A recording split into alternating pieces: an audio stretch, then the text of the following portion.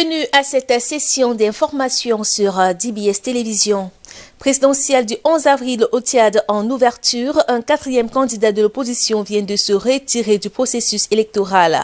Après quelques jours de campagne seulement, Brice Baymon Kemabaye, déjà candidat à la présidentielle de 2016, estime que les conditions ne sont pas réunies pour une élection apaisée. Le leader de l'Alliance républicaine pour le changement démocratique, candidat d'un regroupement des partis politiques de l'opposition, exige entre autres l'audition du fichier électoral pour une organisation indépendante, la clarification des documents électoraux dont la machine à production des cartes électorales, la sécurisation de tous les candidats en période de campagne au même titre que le candidat Déby et la décrispation du climat social délétère en trouvant une solution aux revendications des travailleurs du secteur public en grève.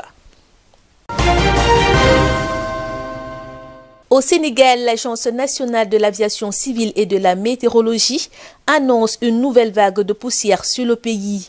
D'après la NACIM, les régions nord, est, centre du pays et à Dakar sont les plus concernées.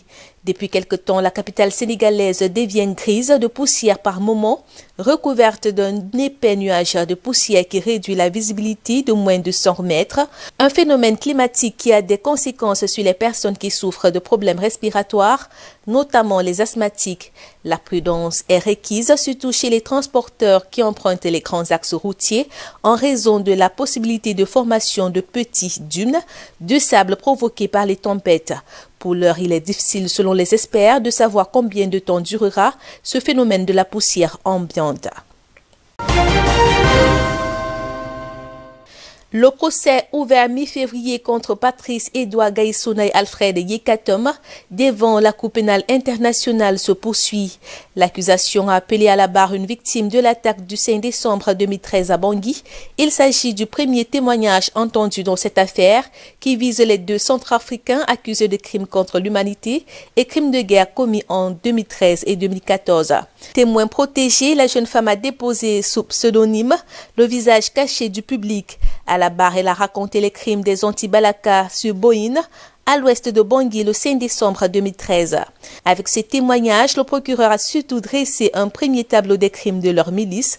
Patrice Edouard Gaïssona et Alfred Yekatom sont les leaders anti-Balaka les plus importants à être jugés à ce jour et les premiers devant la Cour pénale internationale.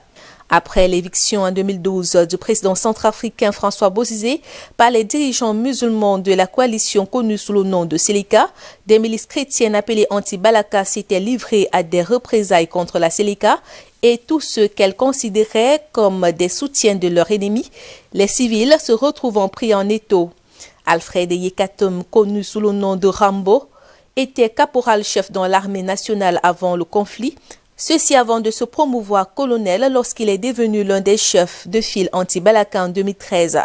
Patrice Edouard Gaïssona, lui, était un coordinateur politique autoproclamé des anti-Balaka. Alfred Yekatom, connu sous le nom de Rambo, était caporal-chef dans l'armée nationale avant le conflit, avant de se promouvoir colonel lorsqu'il est devenu l'un des chefs de file anti-Balaka en 2013. Patrice Edouard Gaïssona, qui était un coordinateur politique autoproclamé des anti-Balaka, a ensuite occupé un poste de direction à la Confédération africaine de football. Au Mali, le procès pour assassinat contre le général Amadou Sanogo, meneur d'un putsch en 2012, et une quinzaine de co-accusés vient de se terminer sans verdict. La cour d'assises de Bamako a ordonné lundi 15 mars d'y mettre fin en invoquant une loi controversée adoptée en 2019 au nom de la réconciliation. Celle-ci rend possible l'amnistie ou la grâce pour les auteurs de certains crimes perpétrés pendant la crise de 2012. Le tribunal a également invoqué un accord de dédommagement conclu entre l'État malien et les partis civils. Les mises en cause, le général Sanogo et ses co-accusés, avaient déjà été relâchés en janvier 2020 après 6 années de détention. Depuis l'ouverture de cette procédure en novembre 2016, ce procès n'aura cessé d'embarrasser le pouvoir malien, inquiet des dissensions qu'il pouvait susciter au sein d'une armée, par ailleurs confrontée aux djihadistes. et de la comparution parmi les accusés d'un ministre de la Défense.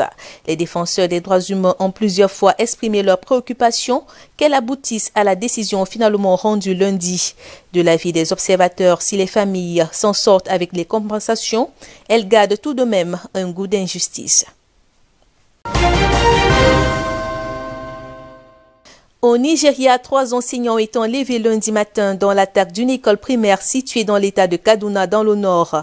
Selon les autorités, des hommes armés à bord de motos ont envahi cette école de la localité de Rema dans le district de Benin-Gwari aux alentours de 8h50. Les élèves ont immédiatement pris la fuite. Selon un communiqué, 2 élèves ont manqué à l'appel, mais ils ont ensuite été retrouvés. Il s'agit de la 6e attaque ou tentative d'attaque d'école en moins de 3 mois dans le nord-ouest et le centre du Nigeria. Jeudi, toujours à Kaduna, des hommes armés ont pris d'assaut un établissement scolaire dans la périphérie de Mondo. L'armée était intervenue à secourir dans la foulée près de 180 étudiants et étudiantes, mais 39 autres, 23 femmes et 16 hommes restent otages des bandits et une opération militaire est toujours en cours pour les secourir. La veille, les forces de sécurité nigérianes ont mis en échec une tentative d'enlèvement de centaines d'écoliers dans ce même état de Kaduna. Ces kidnappings sont attribués au groupe criminel appelé bandits par les autorités. Ils attaquent les villages, volent du bétail et pratiquent des enlèvements contre rançon. Au Bénin, cela fait 11 jours que l'opposante Reka Madougou est incarcérée à la prison de Missérété pour des accusations de financement des terrorismes. La candidate du Parti des démocrates, formation politique de l'ancien président Boni Yayi, dont la candidature à la présidentielle du 11 avril a été invalidée, est en détention provisoire depuis le 5 mars. À en croire les sources dignes, 2 fois en dehors de ses avocats, personne n'a pu rencontrer l'ancienne ministre de la Justice. Dimanche, l'opposition a demandé sa libération au cours d'un meeting à Parakou. Pour le Front pour la restauration de la démocratie, la femme politique de 46 ans n'est pas une terroriste.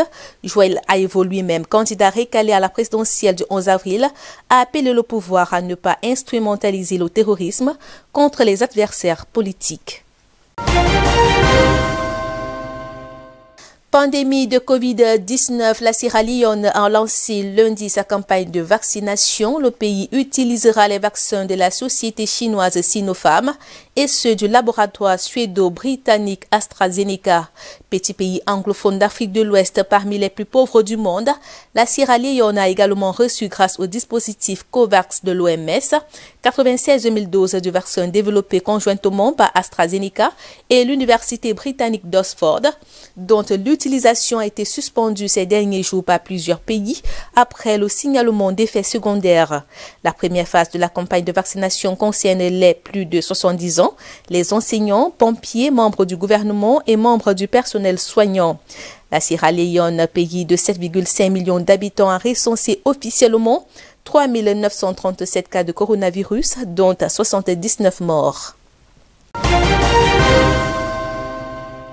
Et puis, le chef du gouvernement de transition en Libye, Abdelmadjid Deba, a prêté serment lundi, plus d'1 mois après sa désignation, au terme d'un processus politique parrainé par l'ONU pour sortir son pays d'une décennie de chaos. Abdelmadjid Deba et ses ministres ont juré de préserver l'unité, la sécurité et l'intégrité de la Libye au cours d'une cérémonie organisée au siège provisoire du Parlement à Tobrouk, à quelques 1300 km à l'est de la capitale Tripoli. Le nouveau gouvernement d'unité nationale avait obtenu mercredi un vote de confiance historique des députés dans un Parlement jusque-là profondément divisé et qui s'était très rarement réuni ces dernières années. Le nouvel exécutif représentatif de tous les Libyens est chargé d'unifier les institutions et d'assurer la transition d'ici les élections du 24 décembre, date à laquelle sa mission devrait théoriquement prendre fin. C'est sur ce que nous refermons cette édition d'information. Merci de nous avoir suivis. Merci de rester en compagnie de nos programmes.